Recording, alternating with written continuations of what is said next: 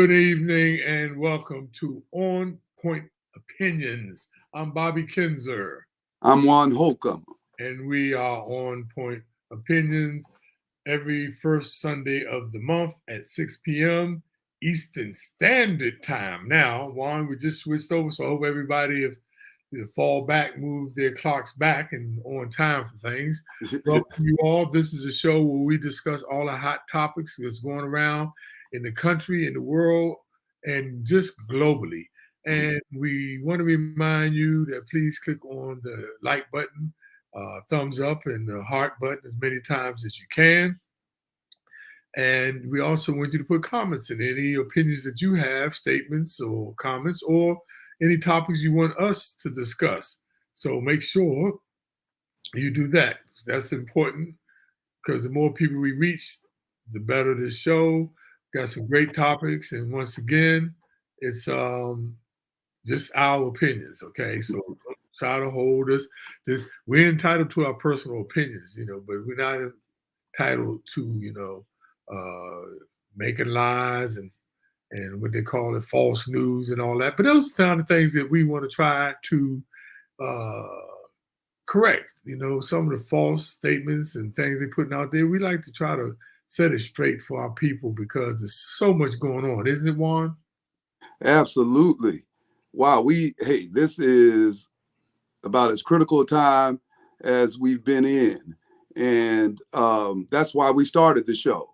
The misinformation, the disinformation, outright lying, if I could be so blatant. But that's what kind of prompted us to do the show, and that's why we're here tonight. And as usual, it's a jam-packed show, Bob, and we are up against it. That's the way I open up with that, but and I'll explain myself a little better shortly. Yes, so that's good. So let's just get it started, Juan. Our first topic we're going to talk about today is it Tuesday, right? Tuesday? Tuesday. Yes, Tuesday 8th. Yes, it is. Is the actually midterm election.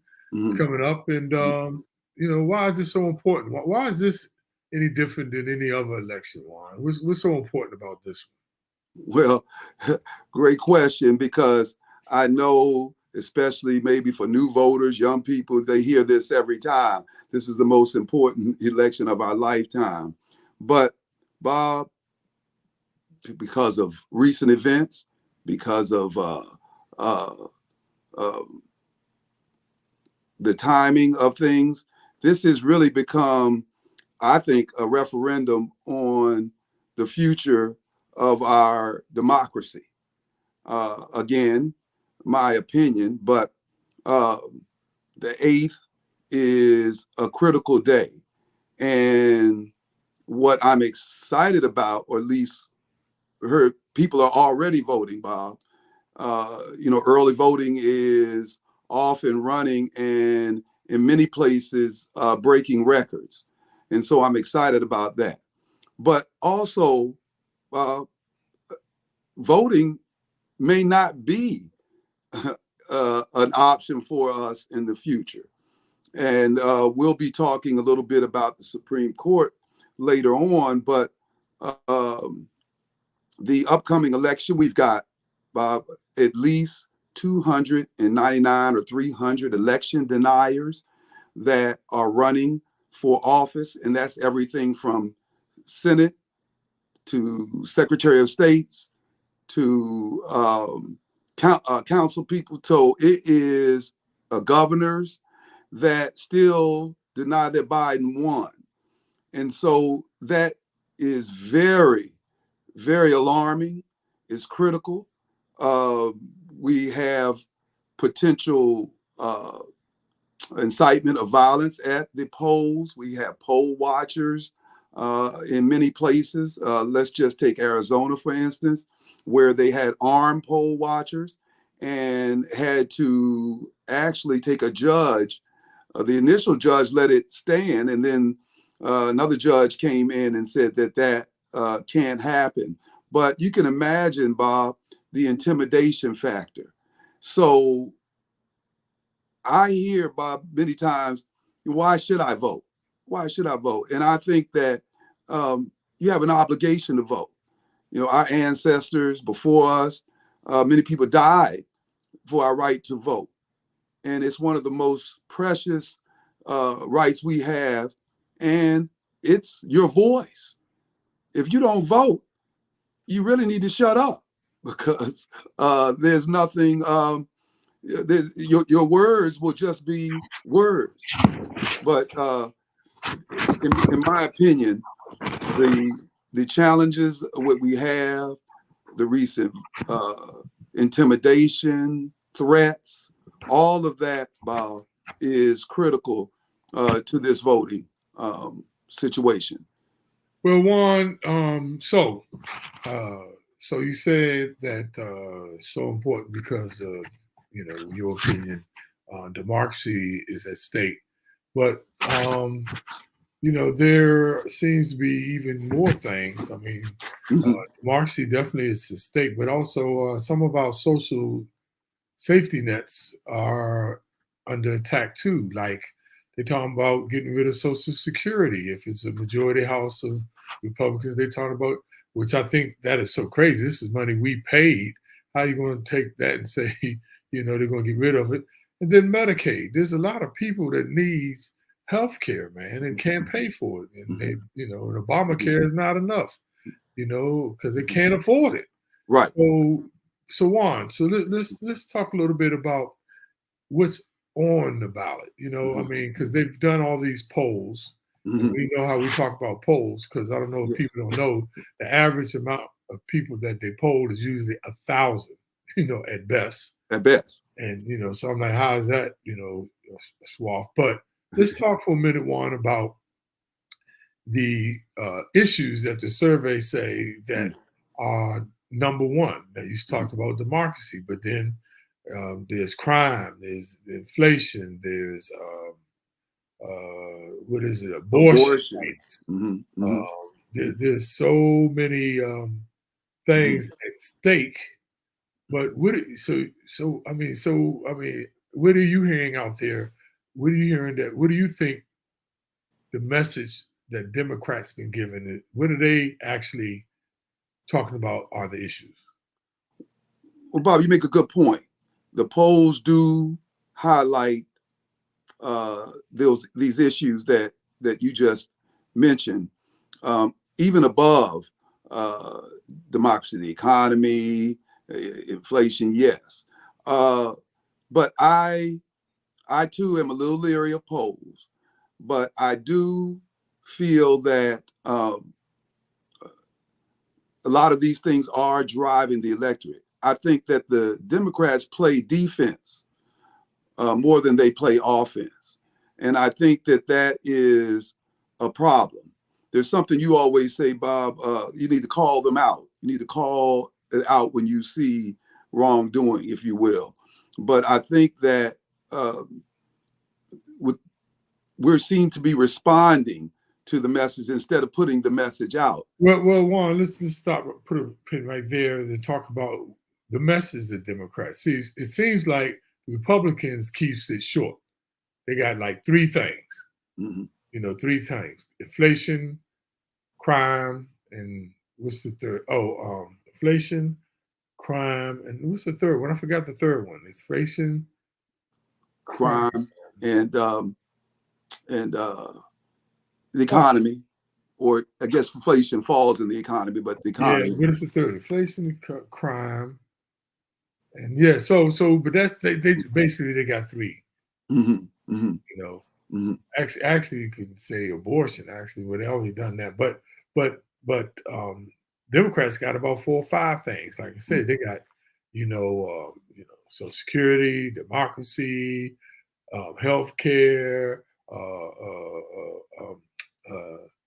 gay rights,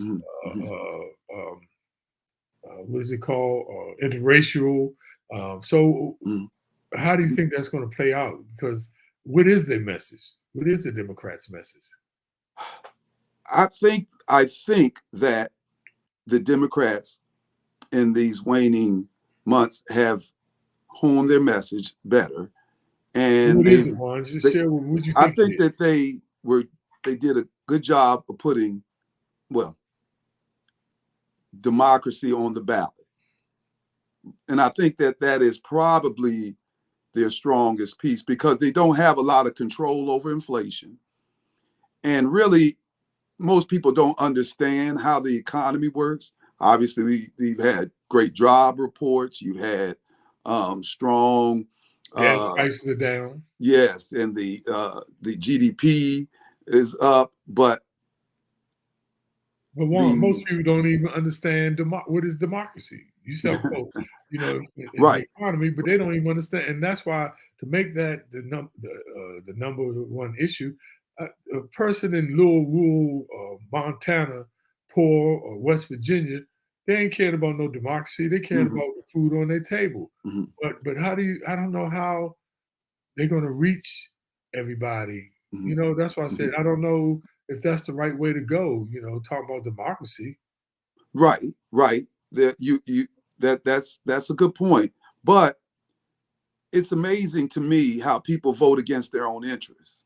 Because you Right. mentioned rural areas, i.e., West Virginia or Kentucky, and these places. I think it was Stacey Abrams on.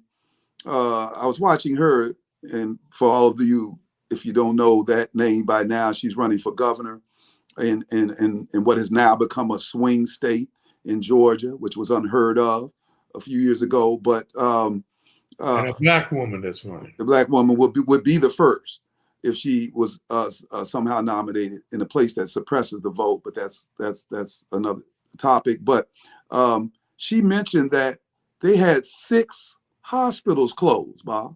6 hospitals closed, and you don't hear them talk about that.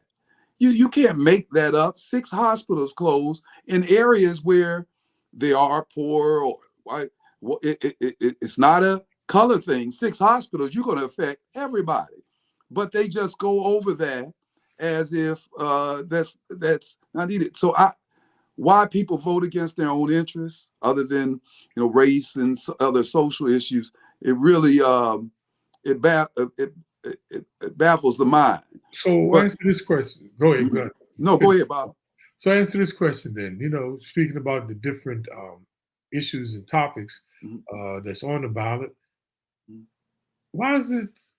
Why is the Democratic and Republican race so close mhm, when Biden has done more for people than I think the last, I don't know, maybe 4 presidents, some of the things he's done. I mean, it's just, but yet, then you got places like, with the still a vote people, and you got, Herschel Walker going up against Warnock, who's way more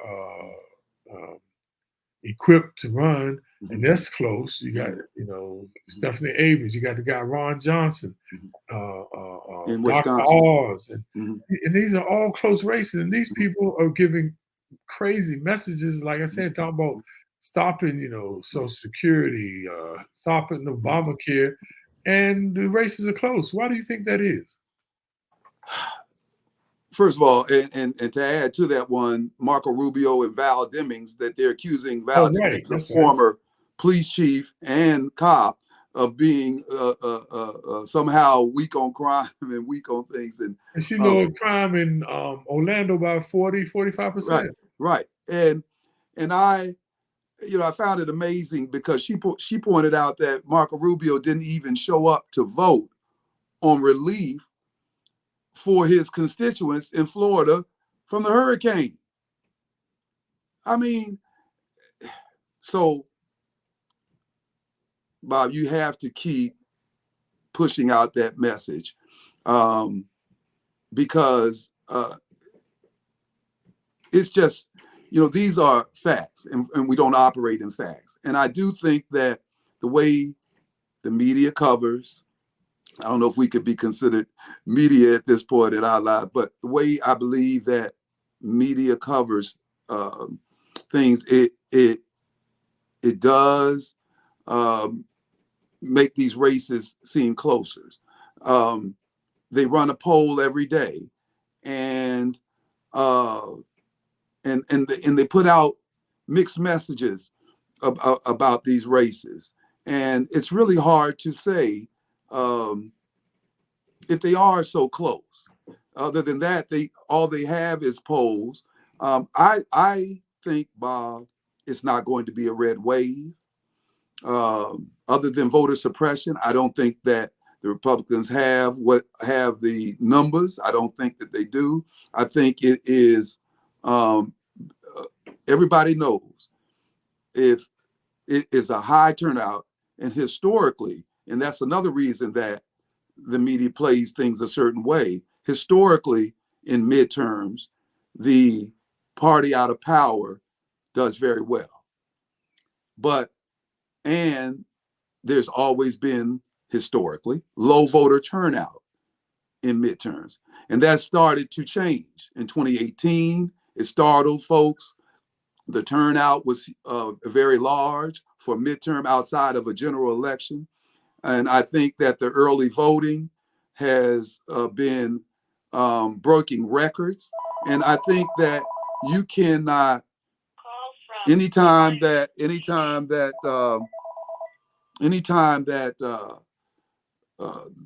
voter turnout is high, that benefits Democrats.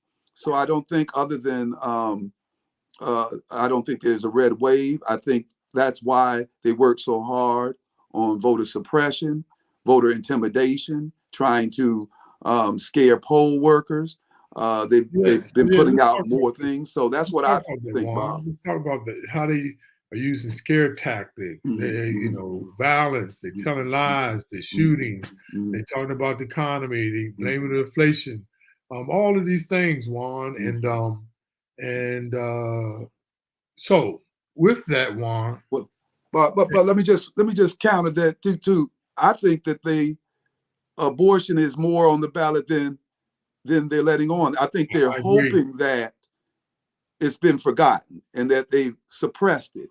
But it's not like the same women that came out angry about the Dobbs case and overturning a 50-year precedent. For instance, in Kansas earlier in the year, in an early rate, which was a referendum on how we would vote, and Kansas is a very, very red state, they voted down overturning the Roe v. Wade, and that shocked them. And you haven't heard much about it. If it was the reversed, you would hear it every day. And I think that was a sign that they're going to pay for that abortion. I could be wrong, but I think that they've been waiting for this, and I think that they're going to pay a heavy price. And that's all they have, Bob. That's all they have is intimidation, threatening people, serious threats. And with what has happened with the Pelosi's husband, it's dangerous. So with all of that, Juan, because you actually, my next question I was going to ask, and I was going to answer too, but you actually sort of answered my next question is, despite what the polls say and everything out there, I wanted to know, and I think I heard you say, how do you think it's really going to turn out? Did I hear you right? It's not a red wave, that the abortion is going to be further up. So tell me, where you think this is going? How do you think it's going to turn out, Juan? Well, and we both go to church, Bob. And one thing you always hear a minister say, or they say in church, you have to say things over and over. That's why they repeat what they say. A pastor or a good preacher will say it at least 3 times and then come back and explain it and end it with those same things. And I think that if you say it over and over enough, that it's going to be a red wave, those are ways to suppress the vote. But yes, you heard me. Answer my question, Juan. How do you think this election midterm is going to turn out? I think it's going to turn out surprisingly good. I think there's a chance. But with that, we need to overwhelm people with turnout. You need to take somebody to the polls. That's why they try to stop Soul to the polls. And you need to take somebody to the polls with you, overwhelm the system. I heard today, voting is not a spectator sport. You've got to get off the sidelines and you've got to go vote. You know, don't want to hear your mouth if you're not out there voting. And I think that is, it's going to backfire. The intimidation, all that is going to backfire, Bob. And I think it's going to be, I think it's going to be good for the. I think, you know, my personal opinion is on this one is, I think there's going to be a shellacking. And I hope it is, but I think they're going to shellac because I still got confidence in the sane, level-headed, common sense America outweighs the idiots and ignorant people that tend to sway the election. So I really think it's going to be. I think the Democrats are going to get back in the House and do a whole. I'm talking about. It's going to be a whole lot of good things that's going to happen. So with that, Juan. Well, Bob, you've always been consistent. I want to just let the people know you've been consistent with that. But I do have one rebuttal question for you. These election deniers, and if the race doesn't go their way, I think that's a problem. That's why I hope it is overwhelming and not close races. But how do you think that will affect it too, Bob? I think it's going to be some mad, vicious, evil people, just like the last election, where they're going to still talk about, you know, they're already gearing up. The lady in Arizona, she's already said, they asked her, will you say, she said, no, if I don't win, she won't concede. She won't concede. I'm like, that's crazy. And that's going to be good, but it's going to be the same thing, Juan, because the election laws are the election laws right now. Now, if they get in, trust me, they're going to try to change it. But right now, there are actual laws that are agreed upon by both Democrats and Republicans that is the law for voting. Right. And they are in place. And so they can't buck it. Even that, they cannot say that it wasn't 1,000 votes for little red wineville town. They cannot. They got to count the votes correctly. They cannot say there wasn't 1,000. No, you can't do that. You can't. It's stuff in place. So my thing is, Juan, no, I think they're going to be crying and complaining like they always do, Juan. Crying and whining. Crying and whining and complaining. That's all they do, and lying. But it is not going to help, and the Democrats will continue because they've been doing a whole lot of things. Juan, let's go. Let's switch gears. We've been on the voting thing because there was a lot there. But let's talk about our next subject, man, which is the Supreme Court ruling, where the Supreme Court that has a bunch of cases coming their way that is going to be an impact on society. And one of the biggest ones right now is affirmative action. So yes, big case. But this is what I didn't know, Juan, and I want the people to know this for information purposes. I could have swore that affirmative action was they already approached it and got rid of it, right? Because remember, check this out. Affirmative action came up in the courts last ruled on affirmative action in 2016. So why is there a case right now for affirmative action when they ruled about and Juan, by the way, there are 9 states that ban affirmative action. California in 1996, the state of Washington in 1999, Florida in 1999, Michigan in 2006, Nebraska in 2008, Arizona in 2010, New Hampshire in 2012, Oklahoma in 2012, and Idaho that already have banned. So I'm like, wait a minute, so what's going on here? And by the way, if you look at those states other than California, see, why is it all those states that ban affirmative action, they don't have that many black people, like Idaho and New Hampshire? But anyway, I digress. I won't get it wrong. So what is the issue, Juan? Because people, I don't think they understand. Because so check this out. Amy Coney Barrett turned down the second request No, I'm sorry, I'm getting ahead of myself. I'm getting ahead of myself. Okay. Mhm. Where is it? Hold on. The Supreme Court ruled, and so, but this is what they ruled on, Juan. So there's different items, factors that play into affirmative action, so people understand that. Mhm. Mhm. And one of the things they turned back, one of the things in 2016 they did, they said schools cannot have racial quotas or race as a sole determining factor.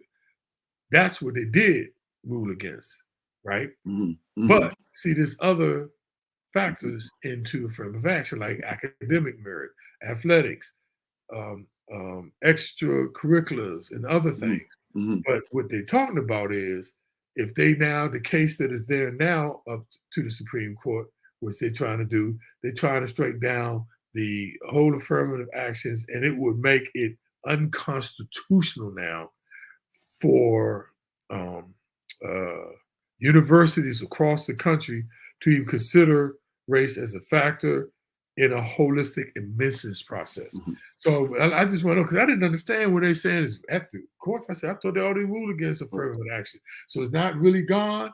No, there's still a factors out there, but this will just get totally eradicated affirmative action if the Supreme Court's rule against us. I didn't know there's some schools, Juan. When higher, when they talk about higher ed, you're right, but they would like it to go across all lines. But they talk about higher ed. But yes, it's been back and forth in the courts over time, and they've added a few things in it. They added Asians in with the case. I know at least at Harvard, where Ketanji Jackson has recused herself. But affirmative action continues to be something that, Added women. right, Added yeah. women. Mm. Yep. And they have really utilized affirmative action cases too. Um, that's been a target of groups for a long time, and I think they're poised to continue to cut away at it. Many people think it's a done deal, but something you asked just before we started, and we were just talking about voting. This all affects, the more people vote, come out, it affects the Supreme Court and who's on it and the size of it. And And it affecting it now, Juan, because there's already 9 on there. Ain't nobody moving no time soon. right. But there is nothing to keep the Supreme Court from increasing the numbers. There many of them talking about term limits. I'd like to see them increase the number of the Supreme Court members, but you would need uh, uh, majority in the Senate and other things to do that. But the Senate has been shaped. I mean, the Supreme Court has been shaped by really the Electoral College process, because the GOP have only won one popular vote in the last 30 years. Right.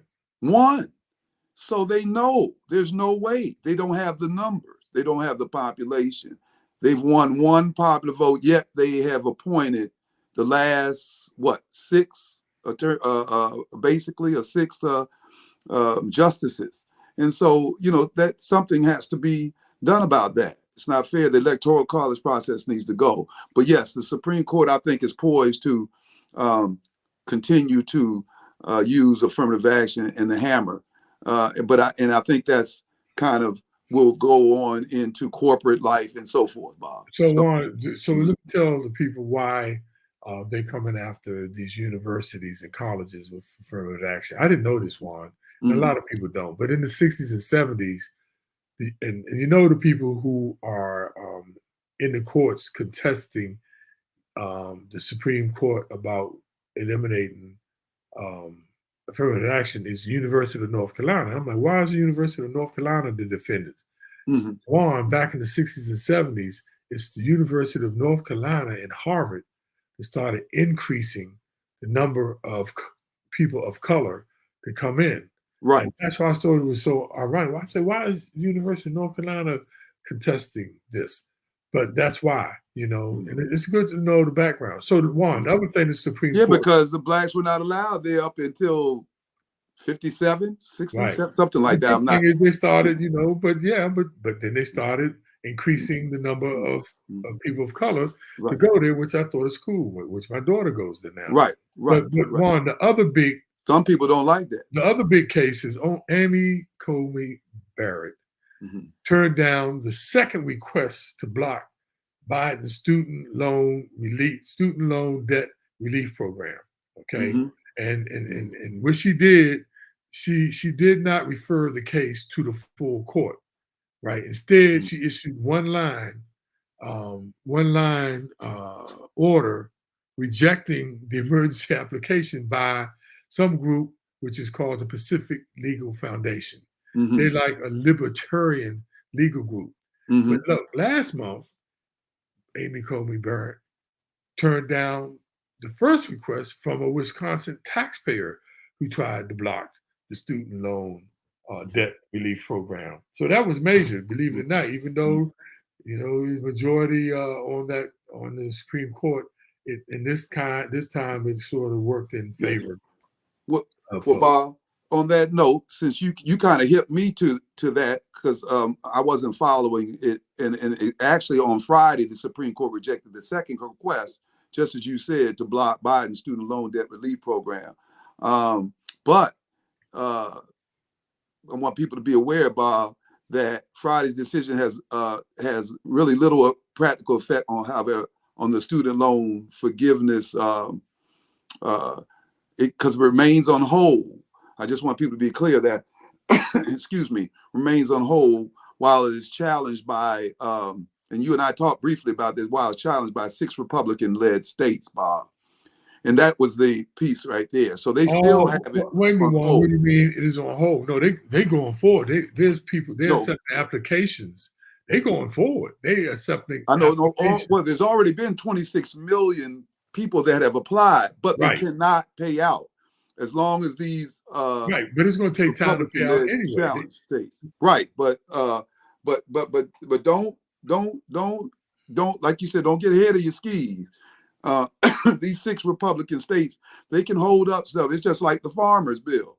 Lindsey Graham, they'll still have that held up from getting their money to the black farmers. So they can hold it. They can hold it up while they could try different avenues. But That's what they wrote. this had went to the Supreme Court. Why can they be more powerful than the Supreme Court other than within their states? But they can't hold it up within the other states. They may Uh, hold it up within their states, but how can they hold it up when the Supreme Court, which they were trying to block it, said no? well, Bob, you're a great question, and most people, I think, don't understand all the levels and linkages and how the courts work. But I know they said that 26 million who have already applied are in limbo until, now here it is, Bob, this right here, until the Eighth Circuit. And I don't know what the Eighth Circuit covers exactly, but the Eighth Circuit Court makes a decision.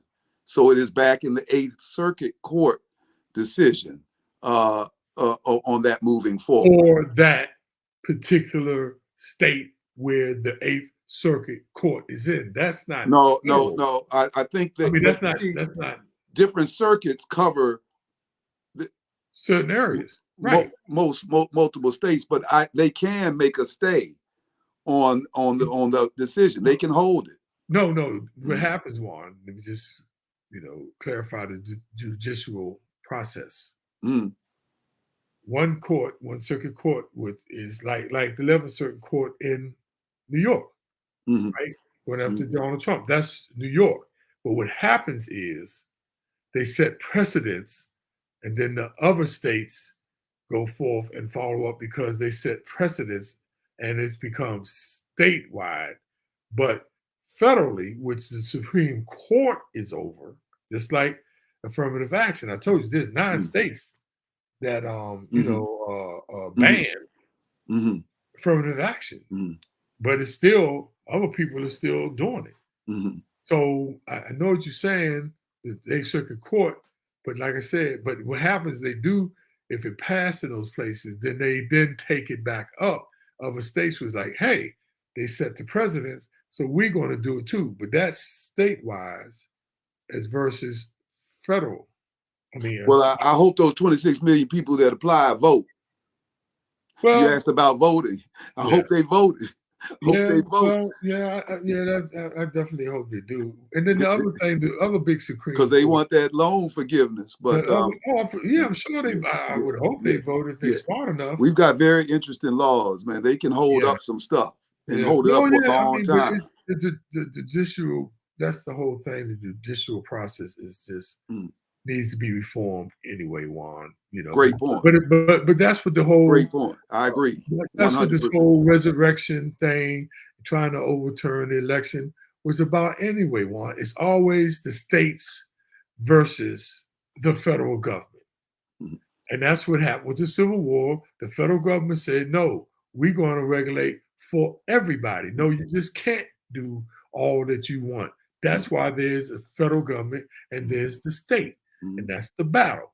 That's They the battle. want to go back to how the Civil War was. They want to do like Texas want to succeed and do their own thing. But no, that's why we have a federal government so we can keep the states in check. But they're trying to turn everything back, as you can see, back down to the states. So what should they do? They should vote. While we can. Yeah, but no, you got to do more than vote, Juan. This voting is one piece, but this is the other piece. It's one piece, but it becomes the anchor. No, because if you don't vote, but that's that's where we just saying that they want things and you don't want states' rights, but that won't do a thing. Voting is one thing. I can't deny that, Juan. But what we miss is the other major piece other than voting, because it shows every time with the midterm it says all politics are local. You need to go get involved with your local cities, towns, and go and affect policy. It's not just about voting. They work together. We always talk about voting, but no, like we said, they trying to steal the vote. They're trying to steal a vote. They're trying to cut back boxes for people to vote. But you need to go in there and get on these boards, these councils, and make the policy. Not no politician going around shaking hands and making false promises, but go in and we need to go in and get involved to make policies. But yes, the people have to vote to get these people in. But first, the people got to be there for the people to vote for them. Right. Locally. Because they all, Bob, you're exactly right. Local politics do run it. And people have to be involved in their local you gotta politics. Have somebody there for them to vote for. Right. We'll run the people, run yourself. That's it. Yes. That is what we're here to encourage. And yes, Bob, what I didn't do in that last segment, I just wanted to make sure if you have any problem with voting, Bob, I just wanted to say that you can call 1-866-OUR-VOTE, and they were there to help you. Any challenges or problems that you have, 866-OUR-VOTE. I just wanted to make sure that we got that out on our show. So, but yes. Oh, local is critical. Most people don't know that they're council people. Again, 866 what? 866-OUR-VOTE. This is for what? That is for if you have any problems nationwide at the election office, at the, you go to vote and they're keeping you out, you can call 866-OUR-VOTE and they will send help, tell you what you need to do, tell you what you can do right there. 866-OUR-VOTE. Okay. But yeah, everything is local. You're exactly right, Bob. And I implore people to vote or to get involved and to be active, or you will be told what you can and can't do. Somebody else will, believe me, take that mantle and decide who your sheriff. Thank you, Bob. So, okay, so Juan, right quick, so we need to move off of this. Yeah. But the other big issue was Clarence Thomas helped gave Donald Trump a win, which he sort of blocked. He blocked the people from having. He blocked it so Donald Trump don't have to provide his taxes to Congress. And actually, he actually delayed it. Delayed. He haven't Right. stopped it. He just delayed it until after. I think it's November the 14th. But so that was another big one. So Juan, let's go to the next November one. 10th. Yeah, yeah. But he did turn around and send back Lindsey Graham trying not to testify. So, you know, Right. So that's good because he needs to.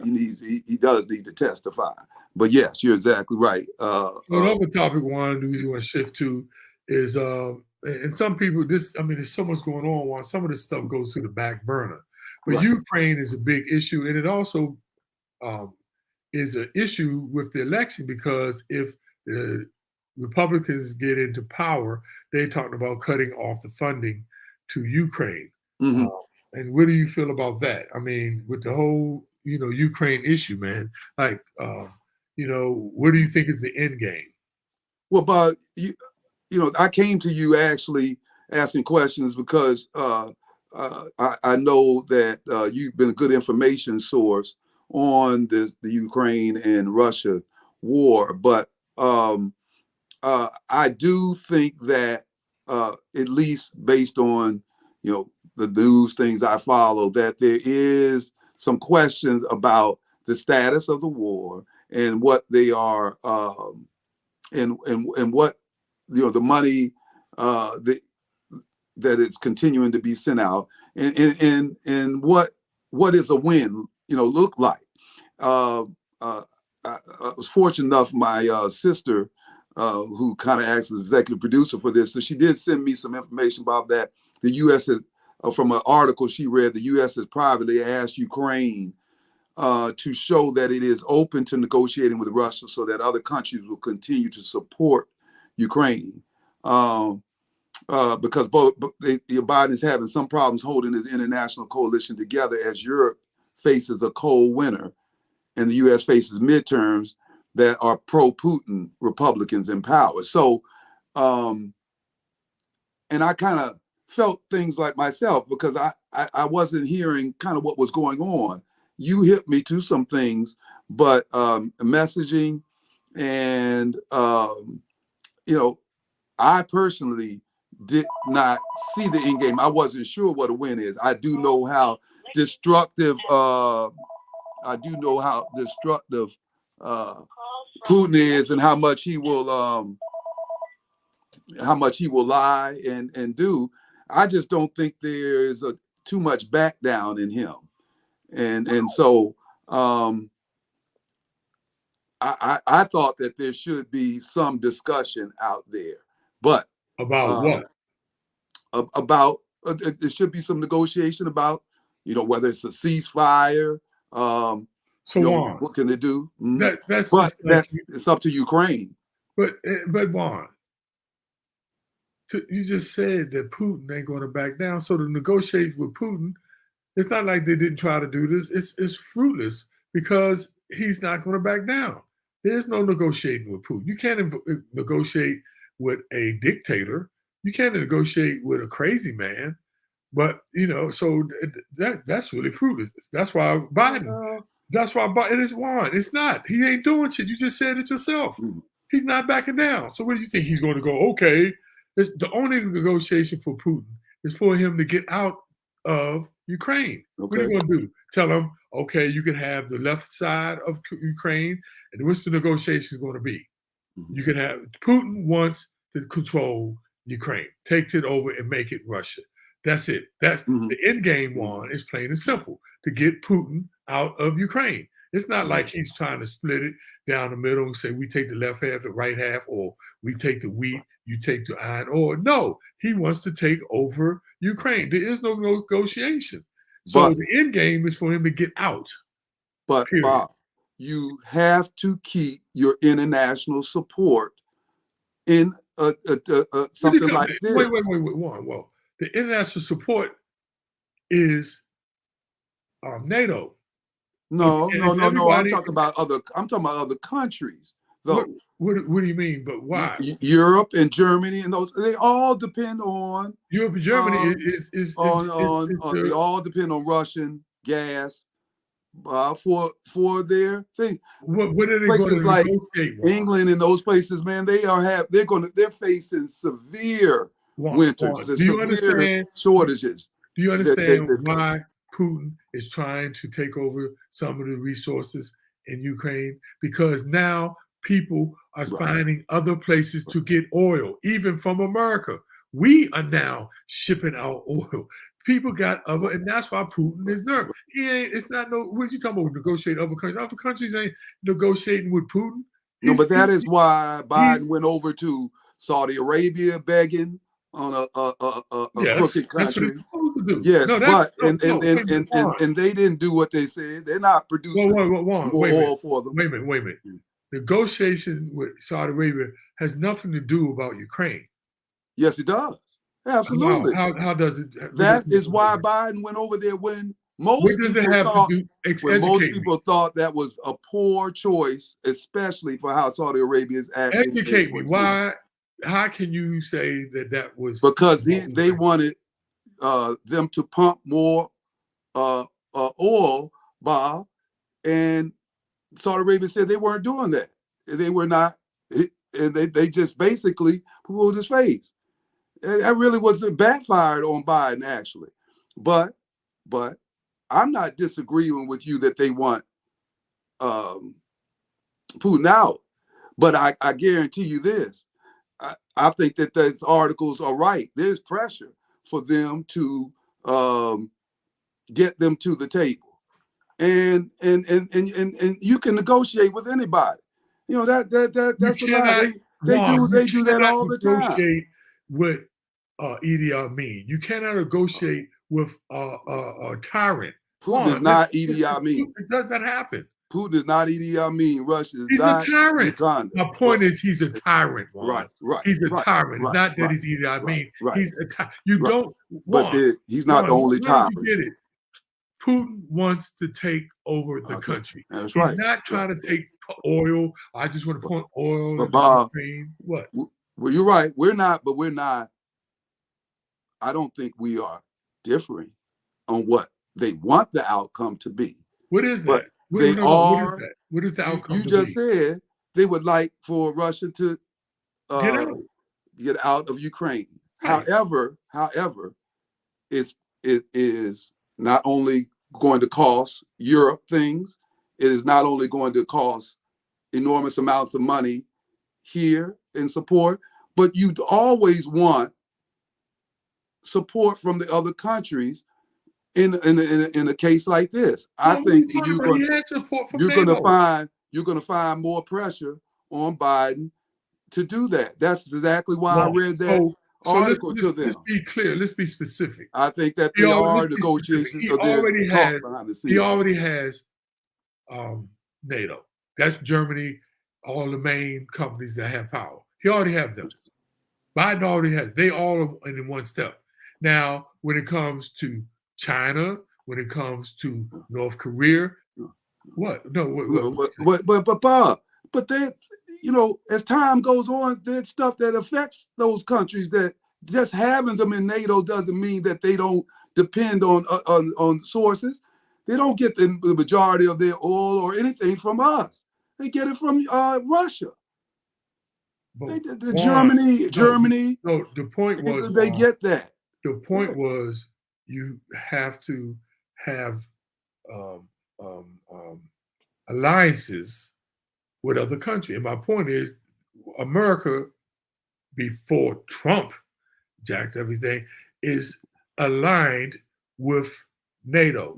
That's no doubt about it. That's a fact. Right. He is with them. They are marching in step. Now, the other people who you may need to negotiate with, which is once again a fruitless deal, people like Saudi Arabia. And what did they do? What did they do, Juan? You talking about he tried to have a negotiation. What did they do? Mm-hmm. Oh, were you going to try to talk to China? And those are all like tyrannical countries. China, North Korea. But Iran. Bob, you always talk. It's not like they don't talk to China and work out things and negotiate, and they've done with Russia for the last 40 years in their Cold War. But they're not You know, working in favor. Hold on, but they're not working in favor of America. What are you talking about? there are But it's NATO way to countries, improve. Bob, that Say it are again. wavering, but there are NATO countries that are wavering on their support. You Juan, can't just they say, still, Juan, they are still in alliance with Biden. That's the fact. You cannot deny that. They have come together. They have met. but that doesn't mean things won't get shaky. I can't talk about what is going Okay. to be, what should be, what might be. I'm just telling you right now. I can't depend on what might happen. I'm just trying to tell you right now, they are in allegiance, we're talking about, with NATO. Right. That's a fact. But that doesn't mean that it can't be wavering too. So we will see. Wavering, We shall see. Fact is, they are like, if you were to talk this, I think that you will see something come out soon. Juan, I think that there will be negotiations. Juan, I bet you that. You're taking it for granted, the alliance that Biden has with NATO, because there was no alliance. NATO is the military arm, Bob. NATO is a military arm of these countries that they are not. They come from but NATO is a military arm that they use. Military. What are you crazy? That's the military part of NATO. NATO is a union of European countries. It's not just military. Right. It's economical. It's geopolitical. No, what are you talking about? That does not mean that those countries don't have a say-so in what they need and want to. Who said that they didn't? I never said. Right. But they are the fact. Juan, you keep trying to go around. They are in agreement with Joe Biden. Bob, that does not. But we're talking about it. That does not mean that there's not pressure on him to see if there are other ways to tamp down or to get some sort of ease on this war, Bob. That's not saying that that's not a losing thing. I know they want to fight all over the world. I don't get your rebuttal. I don't get your rebuttal because I'm not disagreeing with you. Right. And I'm not disagreeing with you, but I'm saying. But you keep saying it doesn't mean what? That Biden, they are more together in union than Donald Trump. He had no relationships with NATO. Right. He did not even want NATO. Most Republicans don't even not that interested in NATO anymore. Right. But it doesn't mean he's right, Juan. Right. But Biden is doing the right thing. What I'm trying to tell you, he went and smoothed it over, and they have a relationship. They're working together against NATO. But let's go. Right. But that's the well, we will see. We will see. Oh yeah. The key, the end game is because the longer this goes on, and he's losing the war, Juan. He's losing the war. Okay, that's the other thing. He's losing the war. It's a fact. Because if he was that dominant, they would have been took over Ukraine, and they don't. So we will see. So let's wrap it up with our last. We got 6 minutes, Juan. Okay. Our last topic, which we always bring and make it our last topic, only because of our interest in our involvement in years in sports, playing professional sports ourselves. And there's a couple of issues right now that are just so in the forefront now. And the first one is Kyrie Irving. Oh my God, and anti-Semitism, making anti-Semitism remarks and being suspended for 5 games by the NBA. What's your take on the Kyrie Irving situation? Well, Kyrie tends to bring the wrong kind of attention on himself over the last couple of years, whether it's not wanting to get vaccinated and now putting and correct me if I'm wrong, Bobby, put or retweeted a movie or anti-Semitic film on or saying that the world is really flat. Right. So, but I think that the Nets have some decisions to make, and I think Kyrie, unfortunately, has twisted himself into a little knot. But as this whole thing, and we're in a time when anti-Semitism is at a high, like racism and anti-Semitism is at an all-time high, and Kanye West, we mentioned, is also kind of they. I think I asked, are they become the face of anti-Semitism? Yes, they have. The answer is yes. So I think that whether I think that is fair may not mean a thing, or that is the truth, doesn't make a difference. But I wonder, will Kanye still be supported by the right wing, which he seemed very comfortable with, or where does he go from here? I think I'm trying to decide whether or not. Do you think Kyrie has will stay with the Nets or will stay in the NBA right now?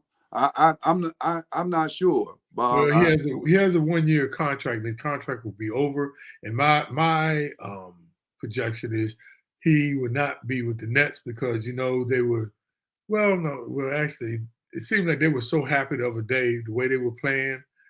They won without him, and they got crazy Ben Simmons acting crazy too, and they were happy that he weren't there. So my prediction is he won't be with the Nets, and my prediction he won't be with any team. Okay. But it's sad how some of the things he said has some merit, but a lot of the things he said it's just whacked, and just straight up not true. So they both are half baked. Yeah, they both are half baked. They say half truths and half lies, untruths, and so nobody well, how can I even listen to somebody who, jumps the fence on both sides? But how they made Kyrie apologize and take the knee, right? He had to take the knee. And he came out and apologized the other day. Yes. But it took days to make him apologize. Right. Which is so kind of weird when they made him take a knee, basically. That's what I'm saying. They made him apologize. But when Colin Kaepernick took a knee, and peaceful knee to protest, they didn't want to get behind him. Right. And then they made Kyrie take a knee and just push him. I think that's such a dichotomy. If you can see what's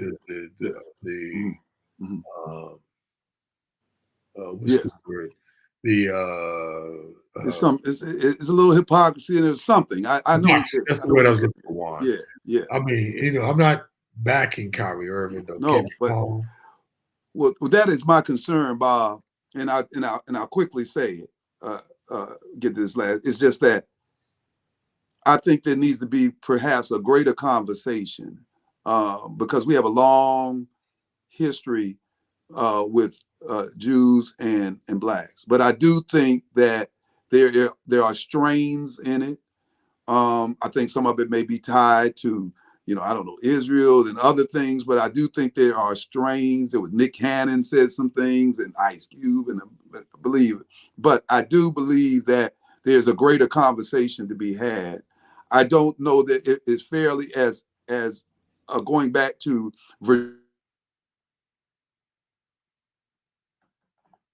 I think all of that is. We lost you there for a minute. I don't know what happened. Oh, I was saying that, Bob, that if you can hear me now, that going back to Virginia, University of Virginia, Jews will not replace us. I think there's a greater threat.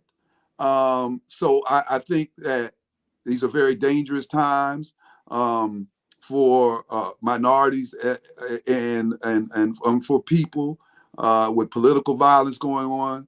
I know that Jews did ask that they tamp down the political rhetoric. So I just think that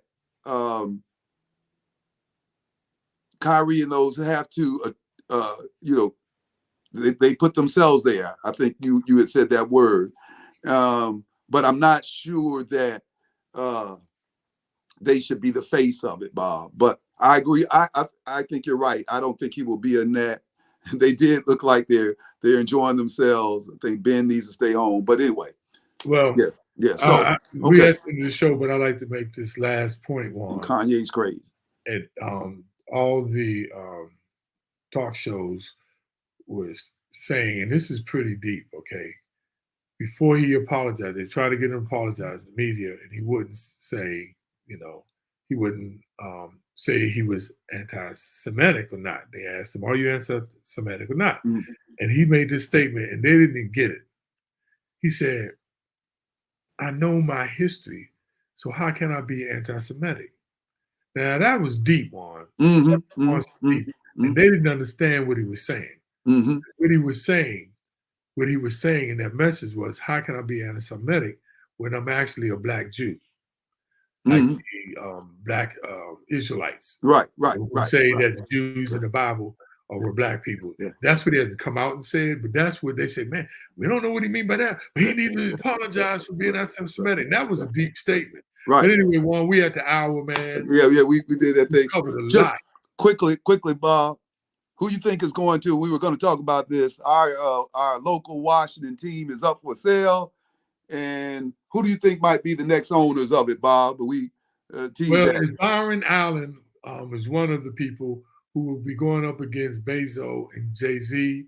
And Byron Allen is a billionaire right now. Yes. But Bezos is a multi-billionaire.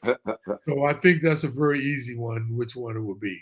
They said Ted Leonsis is trying too. That's somebody who loans all our local teams. Ted ain't got that kind of money. Ted got his hands full. Well, I think they got partnerships. He owns what? The Wizards, the Mystics, and the whole hockey team. And the hockey team. And to tell the truth, he never really wanted the Mystics. Abe made him take him. He wanted the hockey team, but really the Mystics they were owned by Sheila Johnson. Mm-hmm. Right. He didn't want, but I'm saying he didn't even want the Wizards. He was a hockey guy. Right. Abe made him take the package. So that's why he never, when you look at their team, he don't put no big effort into the Wizards and stuff. But anyway, that's it, Juan. Okay. Who do you think going to be before we go? We fired up, huh? Who you think is going to be the owners of the new owners? The OPO management team of Robert Kinzer and Juan the Don Holcomb. I'd like to buy it. Yes, yeah, right. Yeah, we could buy it with all our basketball cards and whatever else we're going to put up. Yeah, I would love to be the commander. He bought them, I think, if I'm right, for $600 million, and they're now worth $6 to $7 billion. Right. That's the whole thing. Well, they can just let us be the face of it, and what we can do, they loan us the money, and then as it goes up to $9 billion, we'll take $1 billion, and they can have the $8 billion, Bob. You know what, Juan? You're starting to sound like Kanye West and Kyrie Irving. And you know what they have in common? You know what they have in common, Juan? What's that? The Y in their names, which makes you go, why? Why? But anyway, that's it, ladies and gentlemen. We're right. here the first Sunday of every month Right. at 6 p.m. Tune in next month. Share this information. You can go back out, but make sure you share on Facebook Live and you subscribe to our YouTube channel out there. So thank you on behalf of On Point Opinions. Thank you all for hanging with us. And Juan, another great show, man. That was a lot of information, dude. A lot of information. Go vote. That's a big one. Go vote. Yeah. Vote.